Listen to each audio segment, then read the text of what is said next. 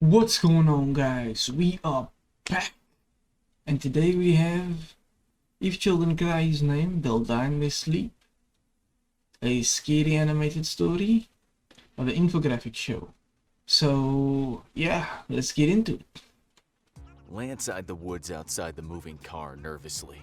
The rest of the group, 3 guys and 2 girls, would never admit they were afraid, and Lance had to work extra hard to not show the fear on his face. It's not that he was a coward by any means, he was on practically every sport team his high school had.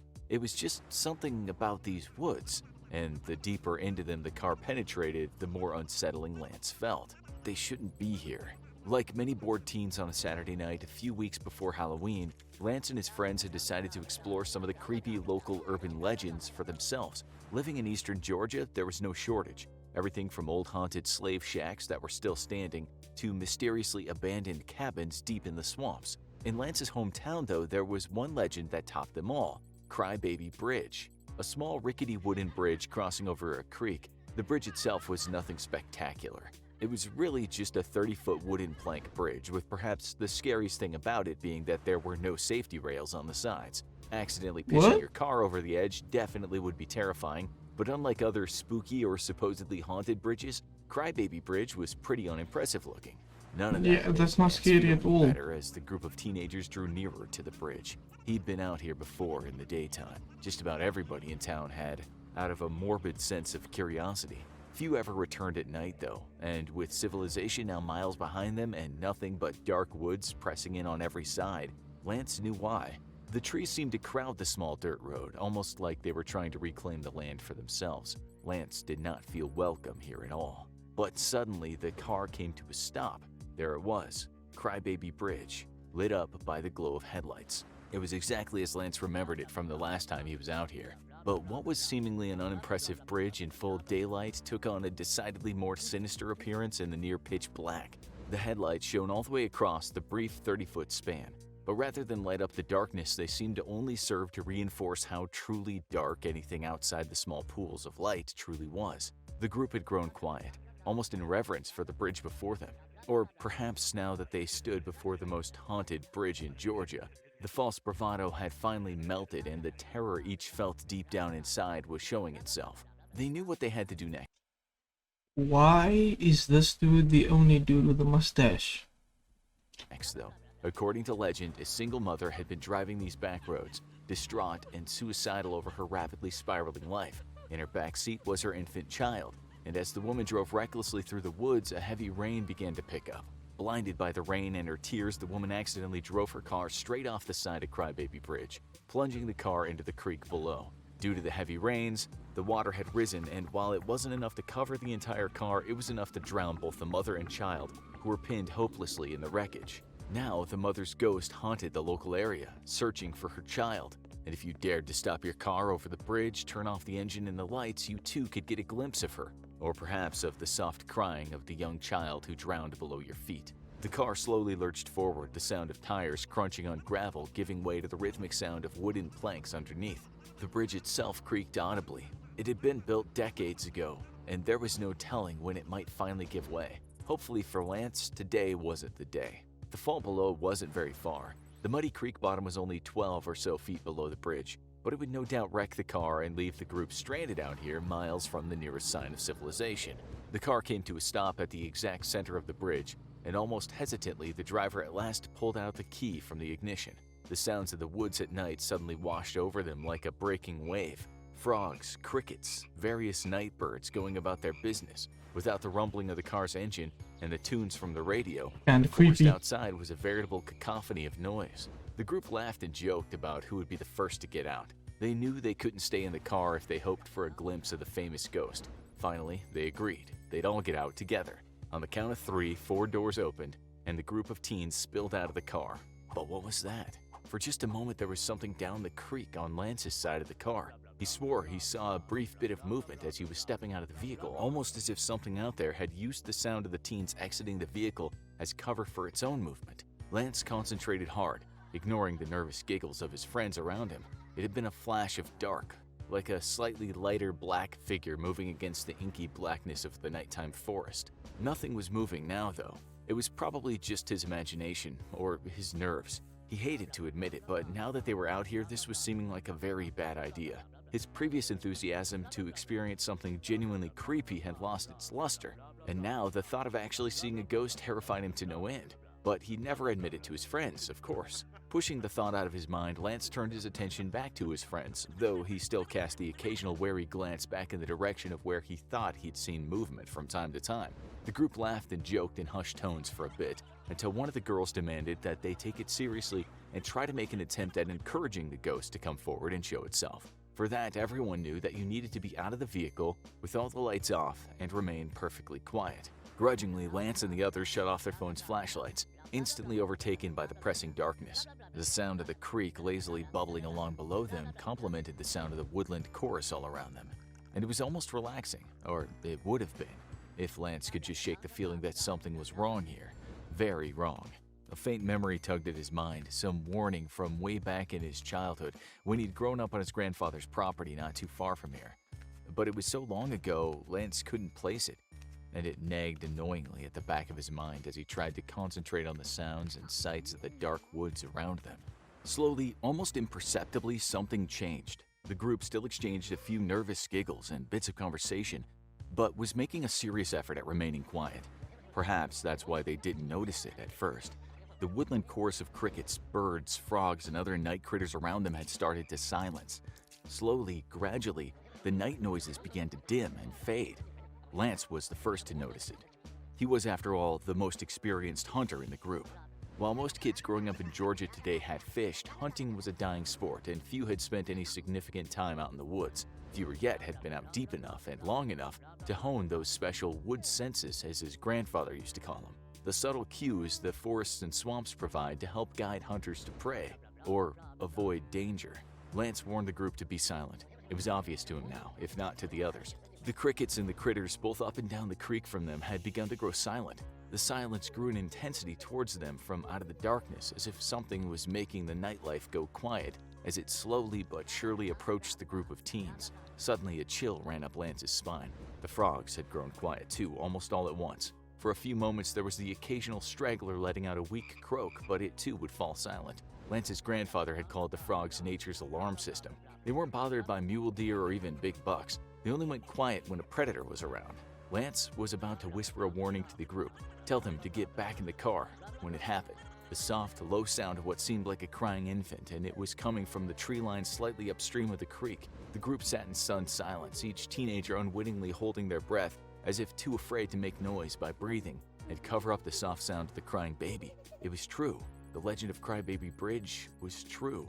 Maybe it was the fact that Lance's hunting experience made him more attuned to the woods than his friends, or maybe it was that flash of movement he thought he'd spotted earlier as the group poured out of the car. Whatever the reason, Lance was the only one to hear it, the sound of movement in the water below them, like something quickly but stealthily moving up the creek and doing its best to avoid making big splashes that would give it away. A warning was on his lips as he turned to look behind him and down over the edge of the bridge, but just then one of Lance's friends fired up their phone's flashlight, aiming it directly at the sound of the crying child. What the light revealed stole the breath from Lance's lungs, sending an icy finger of terror deep down his spine and settling in his gut. It also unlocked that annoying, nagging memory that had been fighting to wriggle free ever since the group had parked out here. Lance was 8 when he'd taken up hunting with his grandpa, and he'd fallen in love with it right from the start. It wasn't so much the shooting and killing an animal that he loved, but rather the time spent deep in the woods alone or with his grandpa, the two bonding over their shared love of nature and the sweet relief of leaving civilization and all its cares and woes behind for a few days. Taking a prized buck was nice, but even if he went a whole season without filling a tag, it was always time well spent out there on the vast acres of land his grandfather owned. But never ever stay out there past nightfall in the spring or fall, his grandfather had warned him. Lance could overnight during the summer or winter all he wanted, and he often did, but if he wasn't back on his grandfather's porch by dusk during spring or fall, he'd get his hide tanned. The old man sternly threatened. It had taken years for his grandfather to elaborate, finally telling him when he was 14 the reason for the warning. Boogers. He'd never elaborated past that single name, but he didn't need to. Everyone knew the legend of the wood boogers, from Georgia all the way east to Texas, and whenever hunters went missing in the woods during spring or fall, it was an unspoken acknowledgement. The boogers got him. And now, Lance's friend's light illuminated the face of a booger just 24 feet up the creek bed from him. It had a very man-like face, but the proportions were all wrong. The round black eyes were far too small for the absolutely massive face, and the nose was huge but flattened almost like it had run straight into a wall at 100 miles an hour. Thick reddish hair covered the creature's entire face, though it thinned out around the nose and mouth. The creature was pursing its lips, mimicking the sounds of a crying baby, but upon being illuminated, it immediately stopped, and then it took a step forward, breaking out of the tree cover entirely. The massive creature stood well over 9 feet tall, with massive, very muscled shoulders and arms that hung down almost to its knees. Even though it was up the creek from them and still over 24 feet away, the shock of it revealing itself in the full, terrifying glory was enough to cause the teens to physically take a step back. One of the girls screamed. Get in the car. The rest of the group was too stunned to react. Lance heard the sudden sound of movement below them as a giant, hairy hand reached up in between the boards of the bridge and snatched one of the girl's ankles. He suddenly understood. The booger in front of them had been mimicking the sound of an infant on purpose. It was trying to distract them. The brief blur of movement Lance had spotted as the teens exited the vehicle had been a second booger, and as he had suspected, it had indeed been using the sound of the teens opening and slamming the door shut to mask its movement. They had been hunted, a trap slowly laid for the group and now sprung. The booger below yanked down violently, a firm grip on the girl's ankle. She screamed in terror, her screams taking on an entirely different octave as she was dragged down onto the wooden flats of the bridge, her leg breaking from the violent pull of the creature below. The group scrambled to try to pull her up, but to no avail. The creature was far too strong, and it wasn't letting go of its prize. The space between the planks was just big enough for her leg to get dragged through, but nowhere near big enough for the rest of her to follow. But that didn't stop the monster below.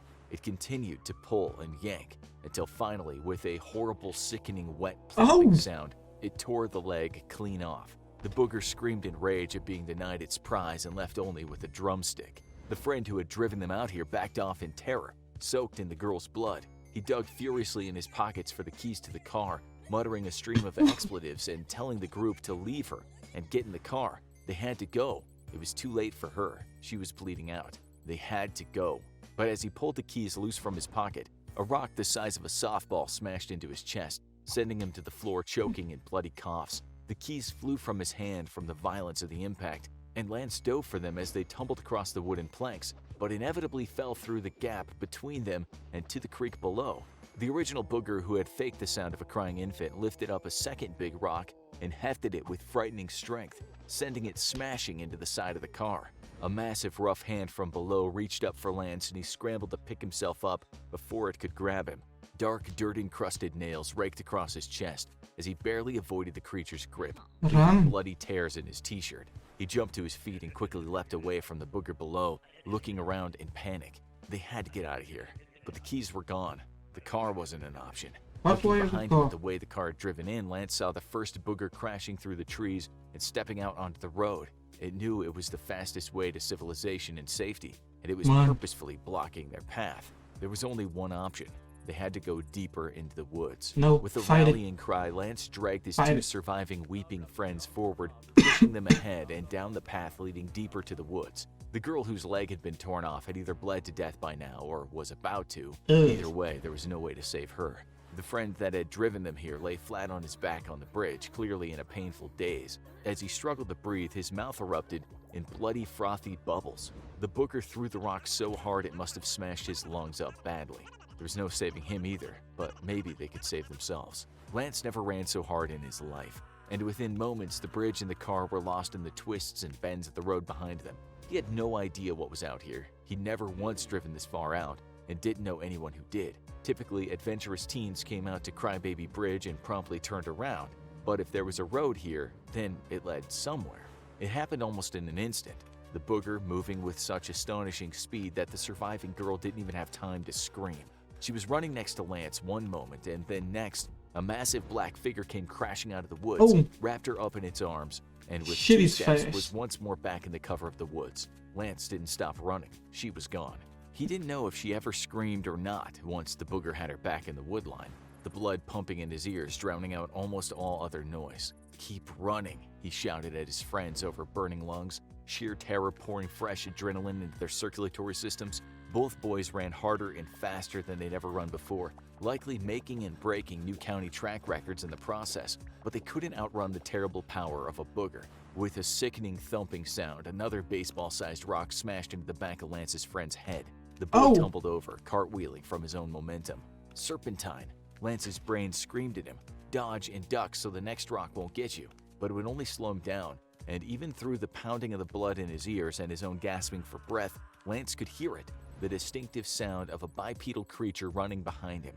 Each step thudded dully, growing in volume as the booger neared. He could actually feel the massive size of the creature as it drew nearer, the vibrations of its thunderous footsteps growing in intensity. Luckily, Lance was in excellent shape. He played on practically every team his school had, after all, and had always excelled at athletics. The choice to get into sports instead of spending every afternoon plopped down in front of the Xbox was paying off now, and he could hear the booger behind him grunting in obvious frustration that Lance wasn't slowing down yet. Then, Lance spotted a light in the distance, 2 of them, a distinctive bobbing and weaving that were obviously 2 headlights coming down the road, the truck or car bouncing in the uneven gravel. This was it, safety. If he could get to the car, he could jump in and tell the driver to floor it. The booger behind him also saw the headlights rapidly approaching down the gravel road. It suddenly stopped its pursuit, letting out a titanic scream of frustration. The sound of it was like a locomotive going off right next to Lance's ear, and the impact of the enraged scream hit him from behind like a physical force. Lance let it propel him along, adding a fresh burst of speed, and he heard the angry booger stomp back into the woods, destroying small trees and branches along the way. He almost laughed in relief, but didn't dare slow down. The approaching vehicle lights grew larger and brighter, and what was obviously an old pickup truck picked its way down the road toward him. He was glad it was a pickup truck. That probably meant it was a local landowner, and few people living in this deep of woods in Georgia went anywhere without a rifle or a shotgun in the gun's rack. The truck was just 100 meters away now. He was sure he could hear the soft twanging of country music on the radio over the sound of the engine. And then Lance ran straight into a solid wall of black fur. He'd seen the boogers take his friend mid-run. He'd seen how fast they could move. He'd outrun one behind him, but he never bothered to look at the trees to his left or right. With just 2 steps, the nearly 10-foot booger was out of the tree cover and already in the middle of the road, wrapping its massive arms around Lance as it engulfed him in an unbreakable bear hug. Then, with barely any more effort than one would lift a shopping bag, the booger picked him up and, in another 2 steps, had him back in the cover of the tree line. Lance fought through the terrible odor of BO and sewage that permeated the creature's fur. No, it wasn't fur, it was hair, desperately trying to draw a breath. Off to his right, he could see the woods light up from the passing truck's headlights. The vehicle and safety no more than 15 feet away. It had been country music on the radio. He hadn't imagined it after all. What